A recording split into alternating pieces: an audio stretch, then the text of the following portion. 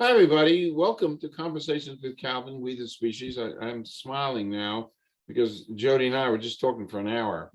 We've been talking, and there's so much to unpack. We were just talking about so many different things, but now we decided to record. Chronologically, by the way, the numbers here are 11/11. It's November 1st, 2021, so it's 11/11. And I just got finished telling Jodi. It's 4:44 p.m. Yeah, and it is 4:40 p.m. Oh, wow, I got to do a screen print. Wow.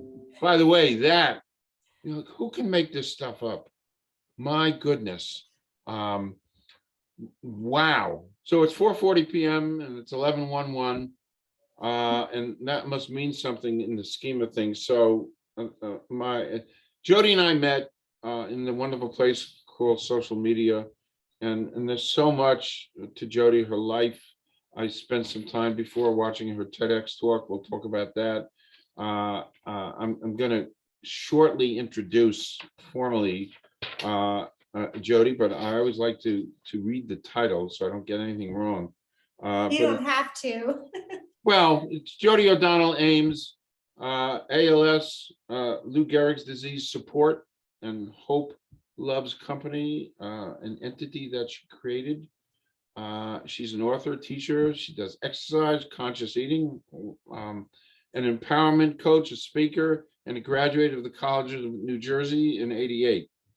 And that is the official title. And my Johnny Cousin monologue is now over. So let me introduce Jodi, little bio, and we'll kind of jump into this. Take it away. Calvin, thank you so much for having me. You did a great introduction, and Thank you. I'm delighted to be here. Perfect. So a little bit of your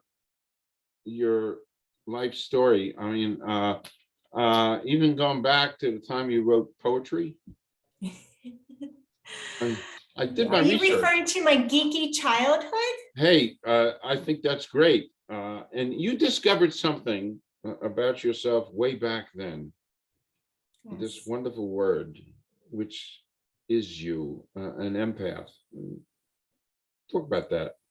Yeah, so I am one of 5 children. I have 2 siblings on both sides of so I have 2 younger siblings and 2 older siblings. And I guess that makes me kind of a middle child, even though I'm really not.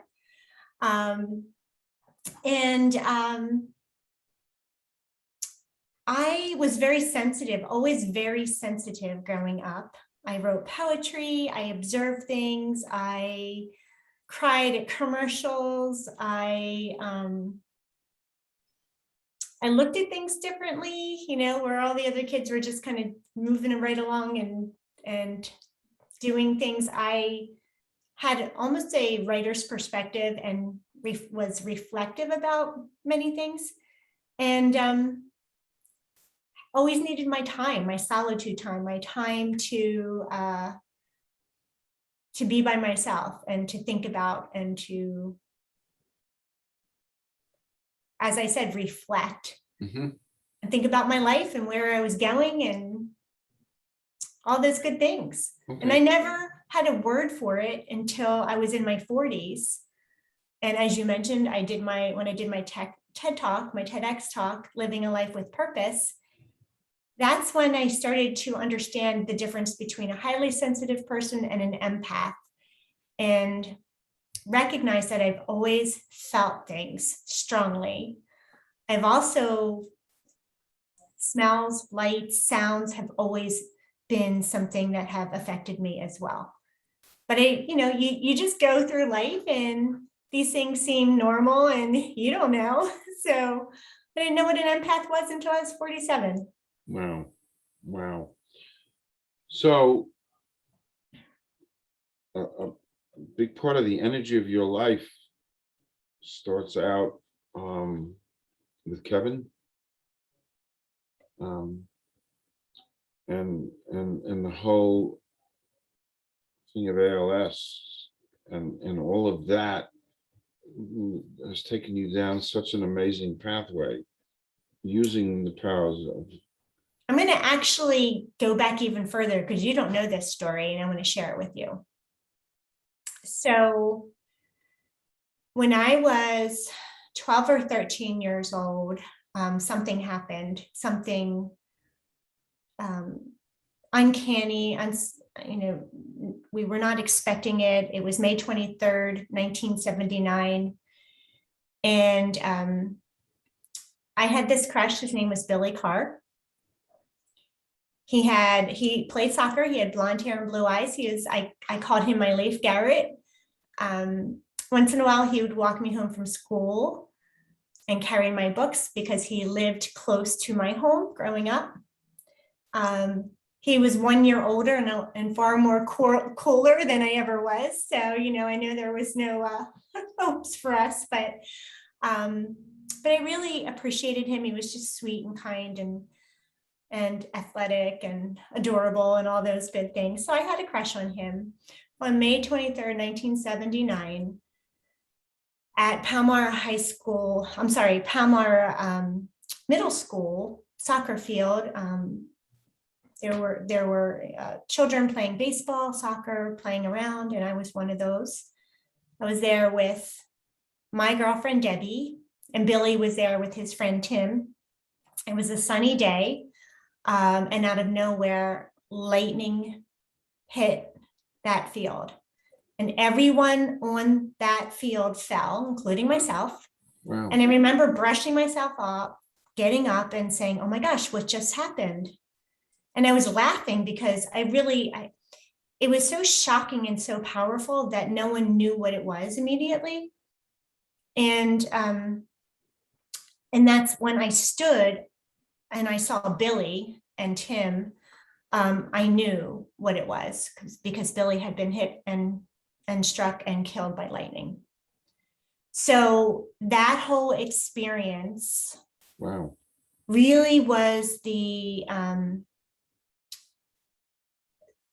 one thing that paved the way for my future in understanding that life was precious, that bad things could happen, sad things could happen at any time. It was an initiation into adulthood because, 1 minute I'm looking at this young man and the next minute he's pronounced dead. So when the years, probably 2 or 3 years that followed that incident, now remember, I'm this empath, right? So I feel things far more greatly than the average person. I didn't know what to do with that information.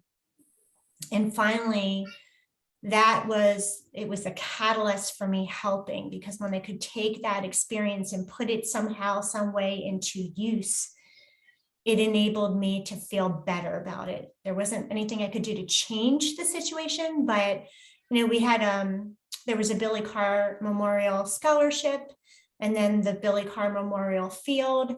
And as I was able to do something with that grief and put it into action, it made me feel better. And that really was the beginning of my entire journey. Okay. Your ALS journey, which has produced Hope Loves Company, which, if I can spit this out right, is the only charity of its kind in the country that pays attention to the children and grandchildren of ALS victims and kind of nurtures them. But how did all this come about? This huge part of your life, how did it come about? Well, that's another story. We all were young and fall in love, and I fell in love with Kevin O'Donnell. His mom was teaching at East Hampton Middle School. She was actually the reading specialist where I was teaching language arts. And she kept saying, oh my gosh, I have this son for you. Finally, we met, and that is a whole nother story. It's a great story, but he came to my apartment warming party with another woman he was dating. Soon after, for some reason, they broke up, and we started dating. But we dated for 2.5 years and then got married and had a baby, Alina.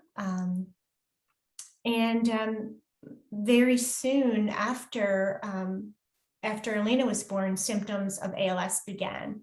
He started to wake up with Charlie horses. He was playing football, flag football, and when he tried to run and turn, he couldn't do that. And then ultimately, when Alina was 2.5, soon before Kevin's diagnosis, we took her for a bike ride, and you have the toddler seat on the back, and Kevin was with Alina and I was on my own bike. And I guess he couldn't pedal the bike properly because they fell. And then he felt horribly. He was like, oh my gosh, I hurt our baby. And soon after, it took us about 8 months, but he was diagnosed with amyotrophic lateral sclerosis in 1995 at the University of Pennsylvania. And we really didn't know a whole lot about the disease, with the exception that it took the life of Lou Gehrig. And, our first question was, what do we do now? And we quickly found out that there wasn't a lot we could do. It's a disease that affects 30,000 Americans. It affects men and women of all different ages and races and cultures. It's worldwide. Every 90 minutes, someone is diagnosed. Every 90 minutes, someone passes away from the disease. And the average life expectancy after diagnosis is 2 to 5 years. So Kevin was pretty much in that window. He needed a wheelchair, ended up getting a feeding tube, needed a ventilator. He was speechless and eventually paralyzed, and he passed away in 2001 when Alina was 8 years old. Oof. So, I quickly learned all about ALS and how to be a nurse and a caregiver. And he battled it extremely. He had a lot of courage, and he was patient and compassionate, and did his best to fight the disease. But ALS is brutal. And if you don't know anything about ALS, what happens is all of the muscles atrophy. So that, we rely on muscles to do everything from talking, walking, blinking, and those muscles atrophy so that the person becomes paralyzed. Wow. And not much therapeutically has been done on all these years, has it? Well, we were very involved in from the very beginning, FDA panels and speaking at Congress and to Congress and anything that we could do to move the mission forward. But not a lot has changed. ALS, still, there's no known cause or cure for the disease. However, we do have 2 drugs right now with some efficacy, and there are some coming up. So, and people are living longer with ALS. So there's some good news there. Okay. Didn't you, because I did take notes, didn't you help to change Medicare down in Washington? We did. That's huge. By the way, that the whole way they look at ALS. Yeah, it is huge. That day I gave a speech. Alina was in my arms and on my hip, and Kevin was next to me in a wheelchair. And Senator Torricelli, former Senator Torricelli, was advocating for that change. It had been 24 months. So if you had ALS, you may not even live 24 months, and you had to wait 24 months to get Medicare. And so that we helped to change that to 5 months. And then I think it was recently changed again to 3 months. Wow. So it was huge, and there is a congressional record with our name and our story That's great. on it. That's great. So you're now thrust into this world of ALS, which also helped to change your life even more into where it is today. You went to work for an ALS organization? I did. I was used to being up a lot and caregiving most of my day. And so reached out and got a job with the ALS Hope Foundation in Philadelphia with Terry Hyman Patterson, which still exists. They're now at Temple. And started as a part-time director of communications there, which led to my current husband and my bonus children. So it's amazing how life works. Neither one of us were thinking of dating and marrying and all that good stuff, but a book brought us together called What Did You Learn Today, which was written by Tina Singer Ames. And there was an event happening that we were doing at the ALS Hope Foundation for children. So I wanted to get a gift for the children who were coming and ordered 50 copies of What Did You Learn Today? And Warren Benton Ames and his two children, Nora and Adam, brought the book. The author, Tina Singer Ames, lost her battle to ALS in 6 months. And, I said, I feel things, and I just felt this connection very strongly immediately to the kids at first, and to Warren Benton Ames as well. But just this nurturing instinct was powerful in me. And these two kids, 7 and 9, and I had an 8-year-old, and, just thinking of all that they had endured. But we ended up dating, and we married 2 years later. It's great. And part of that marriage gives birth to Hope Loves Company. Yeah, yes, it did. It did. So, we're raising 3 kids who all lost a parent to ALS, and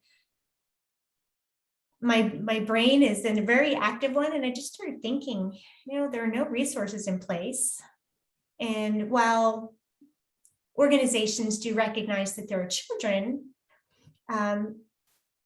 there weren't programs in place. And so I just figured, what would be ideal? What kinds of programs could we put in place? And wrote it out as though we're serving our own children and every child who loves someone with ALS. And that started with One Family Fun Day and grew into a camp with the help of my friend Linda Cassidy, who I went to high school with. And she decided camp would be a great idea. And then that blossomed into scholarships and Hugs of Hope care packages. And today we have a plethora of free programs that are all on our website at hopelovescompany.org. And we're just so proud of how far we've come. And we know we want to continue to grow this and go even further.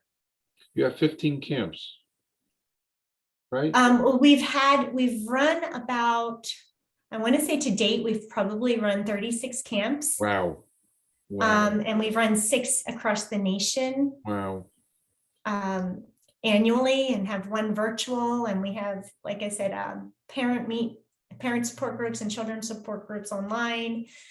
And just today I called a family. So we're always doing our best to reach out and offer our support to this specific group of families with children and grandchildren, because these children and grandchildren get involved. They are helping with feeding and sometimes bathing and dressing and sometimes even toileting, because especially this last year and a half, many families didn't have nurses and aides coming in. Yeah. Because those living with ALS are vulnerable. And so the children help take care of mom and dad or grandma and grandpa. I mentioned this to you before, at some point we'll come back and do a thing, Hope Loves Company, because it's so fascinating. And I mean, like I said, it is the largest nonprofit devoted to children and grandchildren of ALS. What a great cause. But we'll bring our executive director, Kara Haggerty, in. I would She's love that. great. Would love that. And just more people need to know. That's what I try to do. It's the need to know. More people need to know. There's so many examples of people don't know because they spend a lot of time on TikTok.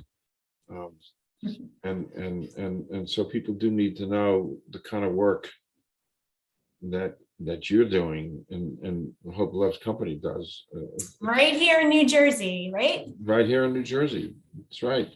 And we're actually, I'm so used to interviewing somebody in New Zealand or in India, and it's nice to come here to the Garden State, Ecuador, and soon Lebanon, and this is Korea on Wednesday. Wow. So this is great Wow. stuff. So this is Jersey.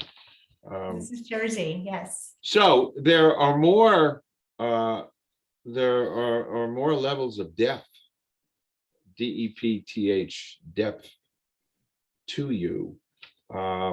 We discovered some great synchronicities. So let's kind of throw a few things up there and chat about it. You are a health person, so you love supplements. You exercise, supplements, massage, you teach. Hey, how important is exercise to a human being? Wow. So you're right. I have shared that, and I'll tell you a quick story before I delve into that. I recently was out listening to a band and recognized one of my former classmates from high school. Wow. And I ran up to her and I was like, oh my gosh, hi, how are you? And she didn't recognize me. And I'm thinking, oh my goodness, I must look so old. She doesn't recognize me. I recognize her. And she later explained that I'm in such great shape. I'm actually in better shape now than I was in high school. That she just was, she didn't think it was me.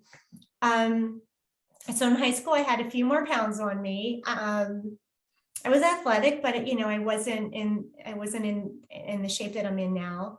But what happened was I started to feel really tired and lethargic when I turned about 13, and took notes, like mental notes of, when I eat this, how do I feel? I grew up in a house where, I'll be kind, there was a lot of junk food, a lot of processed food. We didn't have money, so we ate things that pigs feed and sauce and a lot of red meat and, whatever, my parents worked really hard, but we just didn't have money for good quality food. So, I ate SpaghettiOs and and things out of a can, and I never even really gave it any thought, right?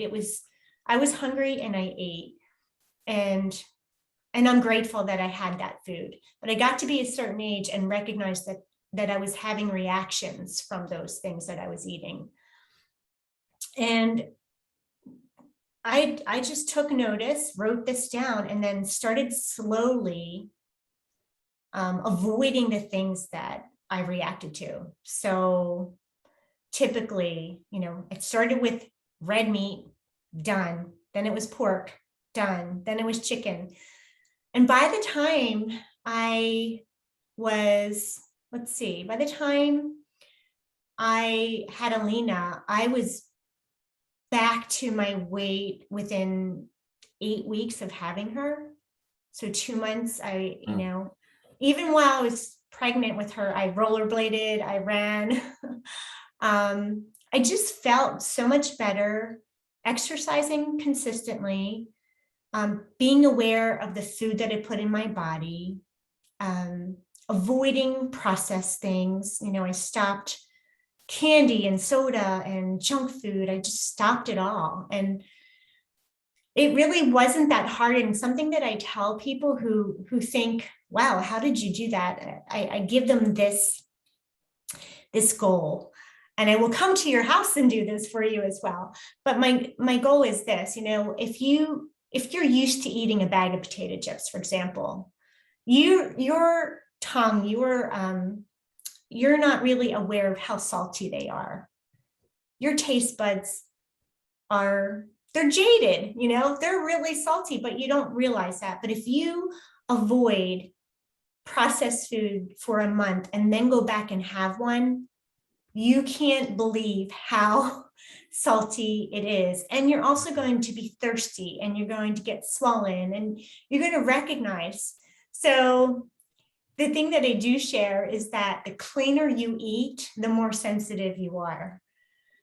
So my body now is, you know, I am, for the most part, vegetarian. I eat a lot of fruits and vegetables. I have a protein shake.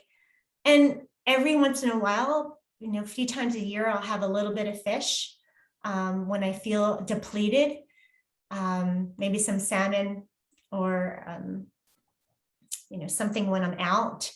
But for the most part, it's tofu and nuts and beans and fruits and vegetables and whole grains.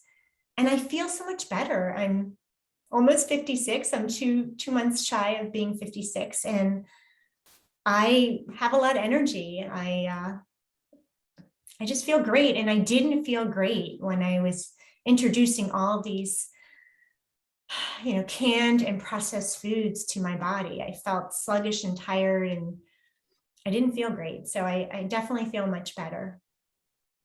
Well, we discussed this in our first Zoom. I stopped with the eating 4 legs back in 1975.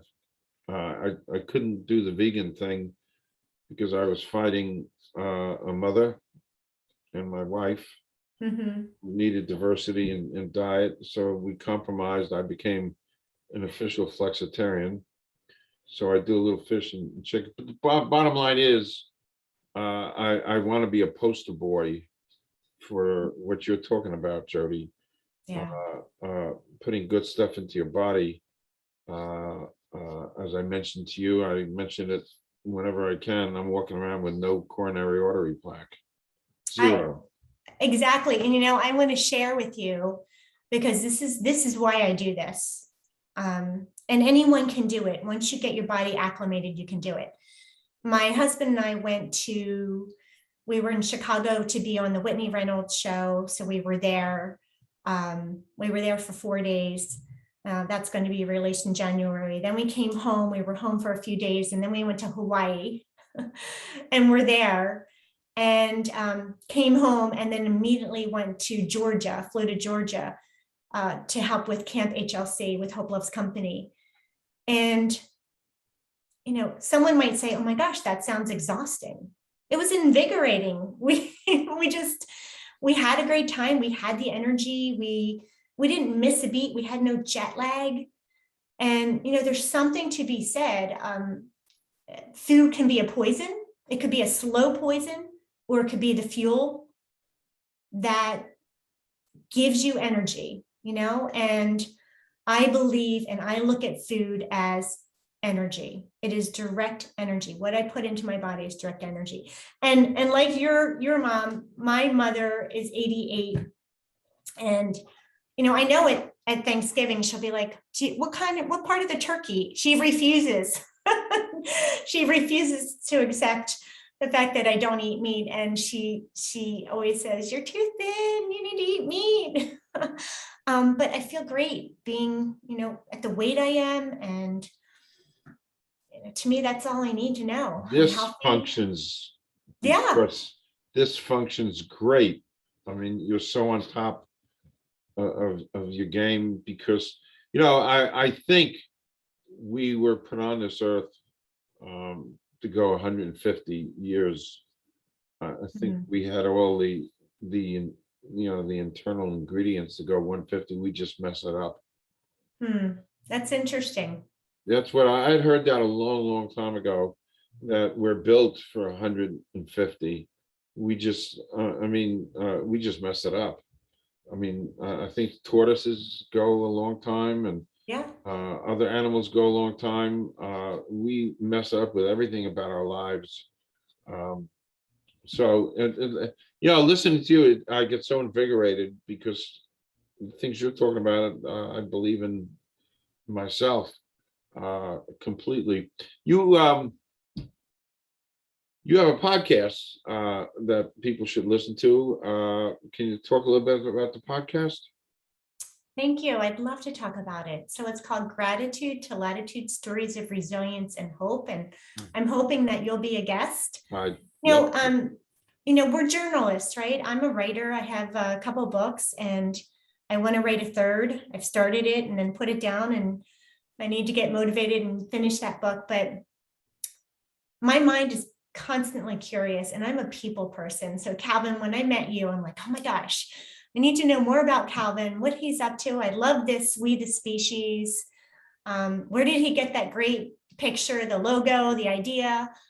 We're curious creatures being journalists. And I am fascinated by people, and also not only their stories, but how they overcome challenges. People are always asking me, how have you accomplished and overcome these challenges and accomplish what you have? And, when we're in it and we just do it. We don't even really think about it, right? So to me, it's fascinating to interview people to find out the resources they put in place, the people they surround themselves with, the mindset that they adopt, just everything that helps them to go from where they are to where they want to be after adversity. And I want to just keep sharing those stories because I want to help inspire others to find their way. These are not easy times, and life is hard. Life is challenging. There's no doubt, but there's always something for which to be thankful, always. And I think when we can live in gratitude, even if it's temporarily, and I'll just share, like when Kevin was sick, I had this little routine. So he had nurses come during the day, and I was on night duty, and sometimes they would switch. So someone would come at night and not be there during the day. And I always, when Kevin was awake, I always wanted to be 120% for him. I wanted to be smiling. I wanted to be happy. I wanted to be at the top of my game. So I did this little thing where I would go to Wawa. I love Wawa. I would grab a cup of coffee. I would grab a paper. I would put on some music that moved me in the car, sit in the car, and I'd cry. And I'd cry until I was done crying. I'd wipe my tears. And then I would come back before I was on. And what I mean by on is, when you're caregiving and someone's on a ventilator and has a feeding tube, you are on. You can't mess up. You need to be your best. And when someone's life is depending on you and their quality of life is depending on you, you want to bring joy and sunshine. So I would get all that out and then and be ready for the day.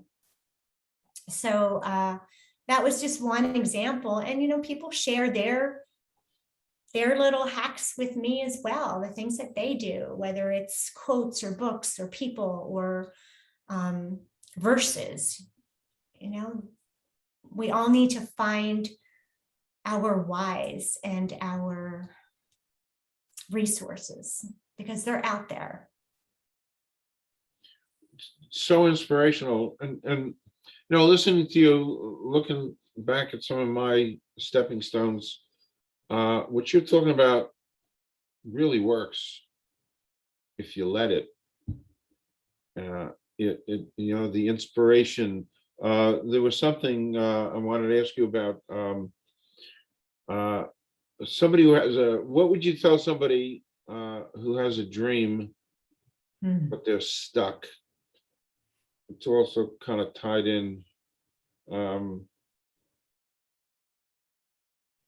It's a great question. And as an empowerment coach, so, I'm multi-passionate. That's what I am. I like to do a lot of different things, and you're hitting on some of those things. So first of all, I want to make sure it is your dream, right? And if it is your dream, I say, start truly manifesting it and visualizing it. So at the beginning of creating Hope Loves Company, I start seeing me traveling and speaking about it around the country and in other countries.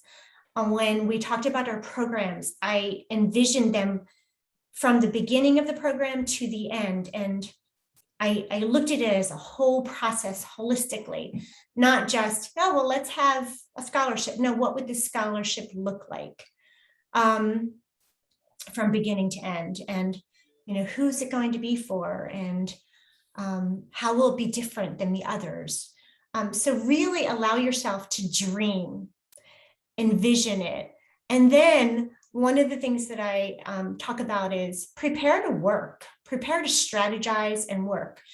No idea comes to fruition without work and without strategy. So every single day I would wake up, and sometimes, Calvin, I would be at my computer and it would be 1 o'clock and I'd realize I didn't eat breakfast and I didn't brush my teeth because I was so engaged and engrossed in what we were doing. So I would make it a goal for 3 things every day, 3 things to move the needle forward.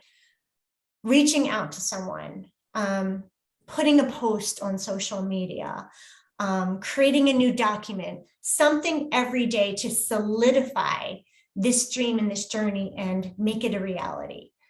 And I just kept doing that for years and years and years, really for like 12 to 16 hours a day. And I stepped away last January. We have a team in place and I'm still a board member and I'm a volunteer. But as a grandmother and with weddings happening in my family and my husband being retired, it's time to do other things. And it's also time because I feel as though who I am and what I do best at Hope Loves Company can be done as a volunteer. I'm not the person to do analytics and database and that's not my skill set. So hire people who can do those things, and I'm grateful to be a volunteer. It's a great word, volunteer fund. I volunteer at Rutgers doing the kind of stuff I want to do. It's mentoring, giving back.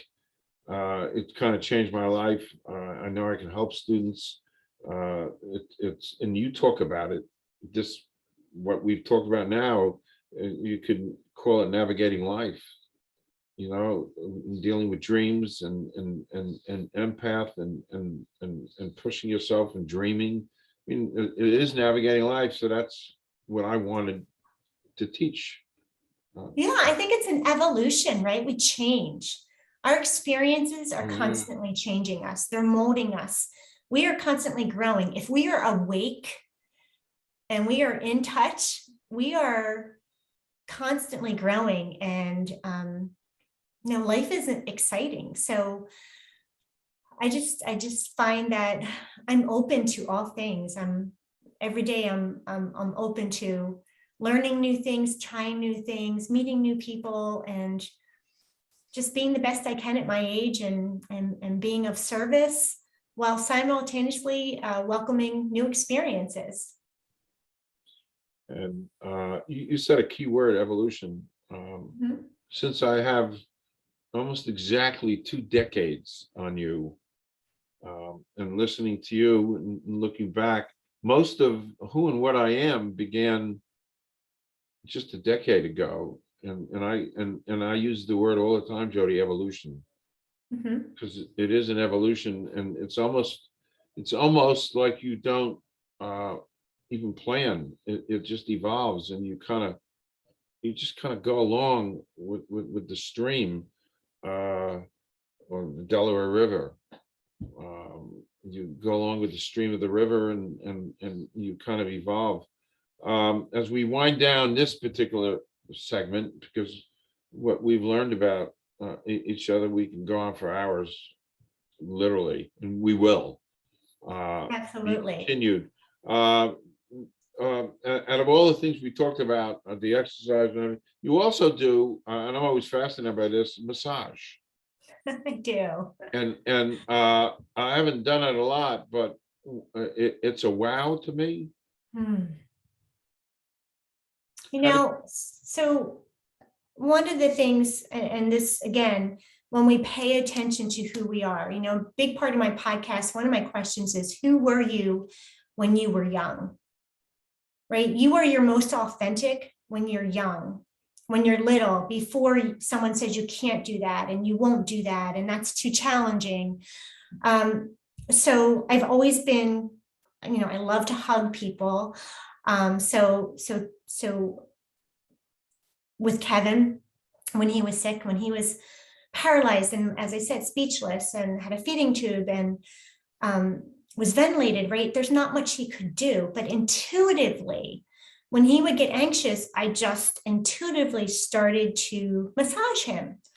And it started as just a touch, just touching his hand and holding his hand. And then it was his arm, and then maybe his scalp. And I noticed, I watched, that's where the journalist comes in. I watched the effects of him, the effects on him.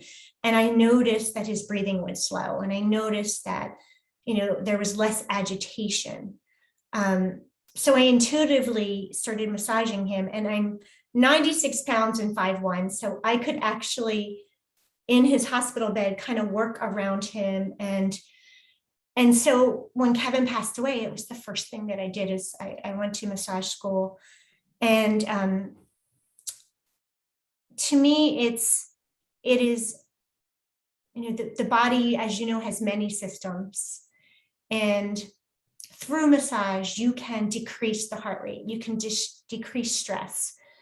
You can decrease anxiety. You can increase your skin's performance. You can increase your blood flow. And it's just a good thing to do. It's part of the whole care, the modalities for wellness, massage and acupuncture and eating well and exercising. To me, it just fits right in. It's also really important for recovery, right? We just think of your feet. I love providing reflexology and working on feet, because feet have, they've walked miles and miles and miles for us. And we sometimes forget that they do have done so much for us. And your feet and your hands are both connected to your entire system. So, even just massaging your hands, I think anyone who's never had a massage should at least try whether it's a head massage or a foot massage or a hand massage. And I know I've met people who have said, I don't like to be touched. But just try it. And sometimes I've given massages, Calvin, to people in their 80s, and they're like, oh my goodness. And this has happened quite a few times. Why did I think I wouldn't enjoy this? Like, wow. Why did I wait so long? Wow. So please, give it a shot. They're good for you. Make sure it's a reputable person and place, of course. But do try it. I'm open. I did it once years ago on a cruise, they do that stuff. And it was a wow. It was a wow. So I'm looking at the time. You've got a scoot. This is just the beginning, come back with Tara and Hope Loves Company and more stuff to talk. We have a lot of stuff to talk about.